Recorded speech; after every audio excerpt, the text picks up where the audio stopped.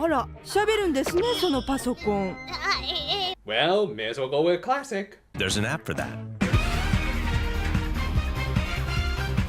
We've returned to this series with, thankfully, a proper cold opener that showed us something that wasn't directly from the episode proper, but was at least related to it. From there, we got a short and unintrusive recap of the last episode, and entered into the show proper. ドレミにパソコンなんか使えるの? Okay, I know I took a couple weeks off from this series, but did Pop always sound like her mom?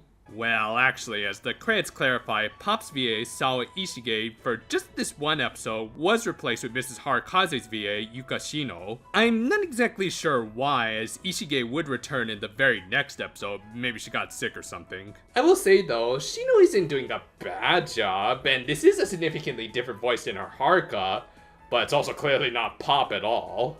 Anyway, they took a look at the very poorly designed laptop. Seriously, look at the placement of those keys and their varying sizes. Still, they did discover one of its features, as it came with its own version of Kururu. To be exact, this was Alexander Oyajide, a very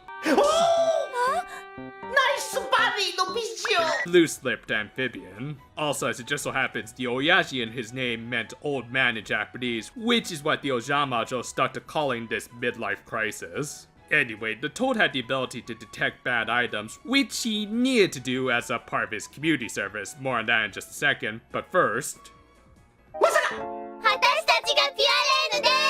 Well, we're boned. Realizing that he was stuck with working with some rank 6 apprentices, Oyaji, understandably, began flipping his non-existent wig as he believed he was doomed to remain a permanent app on this outdated piece of technology. As it turned out, he had been reduced down to his current state because he was the one who originally released the bad cards. Originally, he was a fortune teller who one night tried his hand at phantom thievery, and he wasn't exactly Persona 5 material.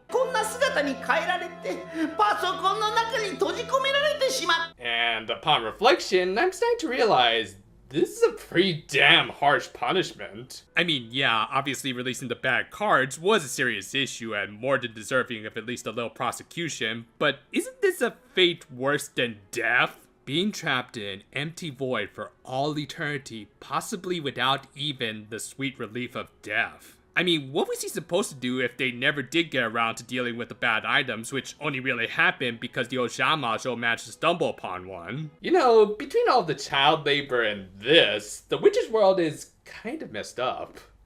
Majorika also revealed that she was interested in the bad cards if only for their resale value. Pretty sure this is how most card collecting weebs act. Though obviously, the first issue was finding the little pieces of evil paper. Thus, they once again turned to their pre-social network methods of just handing out flyers, offering to inspect any items for free, which yeah, obviously that's gonna come back to bite them later, but first they had to deal with the stooges. Well, I kind of know how you feel, kid. I've pretty much given up on trying to get mine fixed. And I immediately retracted sympathy, as it was just set up for another one of their stupid puns. Oh boy, I did not miss these three over the break. Anyway, the flyers ended up working a little too well, as by advertising that they would take any item, it left them wide open to accept any literal junk.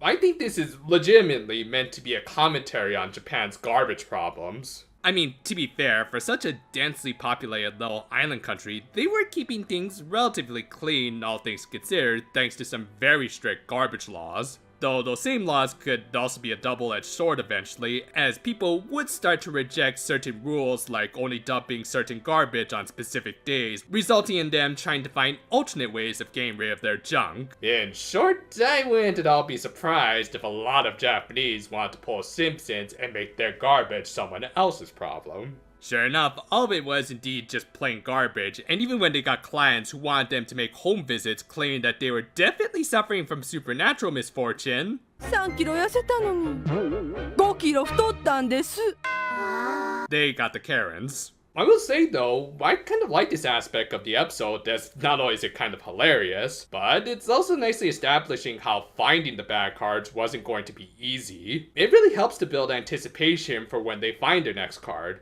which unfortunately won't be in this episode. Anyway, when it seemed like they weren't going to find any cards, Oyashi decided to at least satisfy his libido with a fake fortune telling. Specifically, he ended up pointing the Ojamajo in the direction of a movie being filmed with a pre-lead that also just so happened to be one of Mr. Fujiwara's productions. And interestingly enough, it did seem like they were suffering from genuine misfortune, with even the aforementioned lead having suffered an injury during filming. Worst part of it all was that it was a Disney production. Don't expect the mouse to provide you with health insurance. From there, we got this series' second and really funny eye catch. I mean, yeah, like most of these, it's just a little extra toy commercial time with their weird little cash register thing and the Oyashi PC. But it was still a lot of fun, with the magical frogs of course being the butt of the jokes. Anyway, the Ojamajo made their way into the countryside where the film was being shot. Hazuki! どうしてここへ? By the way, how did all of you get out here? Hazuki, don't tell Daddy that you used his credit card to buy an Uber. Seriously, dude, you're only asking your daughter why she was there rather than how? Though, to be fair, he was a little distracted, as even though the actress had made a full recovery, Mr. Fujiwara was still not satisfied with their filming location for reasons not even he knew why. So basically, he's a regular Stanley Kubrick. I mean, don't get me wrong, I love the guy's work and everything, but go look up the behind the scenes on The Shining, and you'll realize the real curse behind that film's production was the director himself.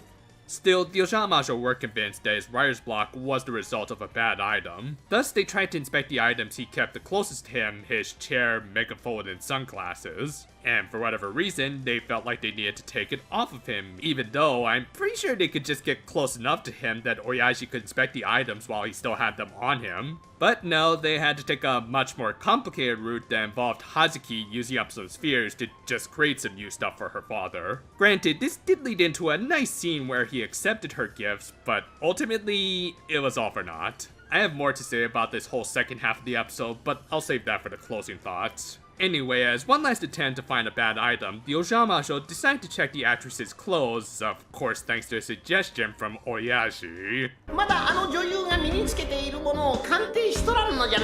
Golly, isn't this guy such a lovable little lech who's making 3 little girls help him indulge in his voyeuristic needs?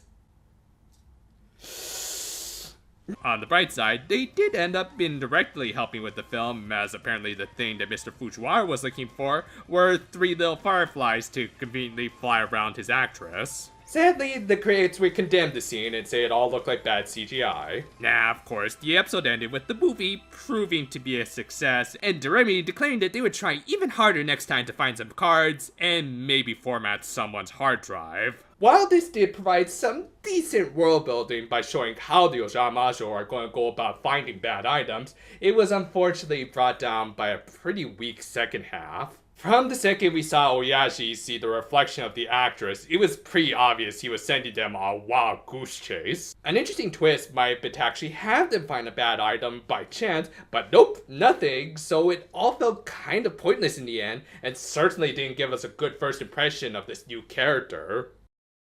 Truth be told, I think it actually would have made a lot of sense if they had found a bad card on the set of a movie. After all, there have been many productions that have been said to be cursed either because of some stubborn actors or directors like Kubrick, or even possibly supernatural causes. Some of the most notorious examples actually involved occult themes. Thus, finding a bad item at a cursed production feels almost too perfect. But no, it was all for nothing, except to satisfy this less funny version of Kuru. On that note, yeah, I'm not a fan of Oyashi in his first appearance. His whole bit right now is being a bad item detector and a lech. And while I'm certainly not against perverted characters, as I do think they can be hilarious, this guy just does not have the energy to pull it off. They really wanted to play him up like a stereotypical washed up old Japanese man, which is just not that entertaining to watch. I mean, if the character's not into it, then why should I be? Now, I actually do like the idea of the perpetrator behind the release of the bad cards being forced to find them,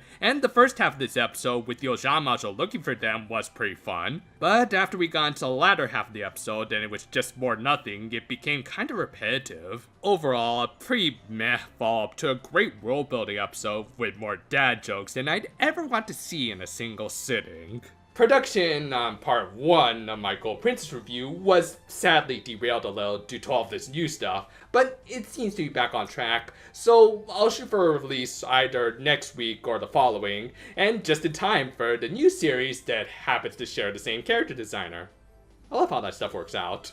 I will say it's been fun revisiting this series with a slightly more critical eye. I mean, don't get me wrong, I still really like it, but there are things that I do think need to be brought up. You'll see what I mean. And until then though, for now my friends, and if you'll excuse me, I need to have a little drink to forget about a certain toad.